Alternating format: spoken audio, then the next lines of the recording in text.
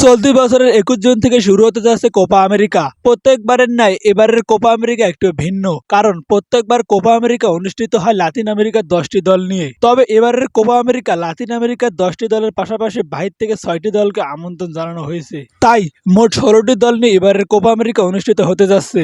16টি দলকে নিয়ে মোট 4টি গ্রুপে ভাগ করেছে কনমেবল। এই 16 দলের মধ্যে সবার আগ্রহের কেন্দ্রবিন্দুতে শুধু আর্জেন্টিনা ও ব্রাজিল, যেখানে এ গ্রুপে রয়েছে আর্জেন্টিনা ও ডি গ্রুপে রয়েছে ব্রাজিল। তাই টুর্নামেন্টের সেমিফাইনাল ও ফাইনাল ছাড়া এই দুই দলের মুখোমুখি দেখা যাবে না। এ গ্রুপে আর্জেন্টিনা ছাড়া অন্য 3টি দল হচ্ছে পেরু, চিলি, কানাডা এবং বি গ্রুপে রয়েছে মেক্সিকো, ইকুয়েডর, ভেনেজুয়েলা, জামাইকা।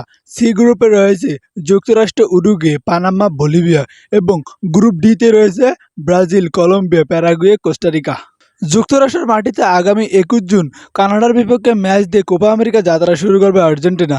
এবারের কোপা আমেরিকা আর্জেন্টিনার জন্য একটু ভিন্ন, কারণ এই কোপা আমেরিকার পর মেসি ও ডিমারিয়া আর্জেন্টিনা জার্সি থেকে অবসর নিতে পারেন। তাই নিজেদের শেষ কোপা আমেরিকা রাঙিয়ে তুলতে চাইবে আর্জেন্টিনা।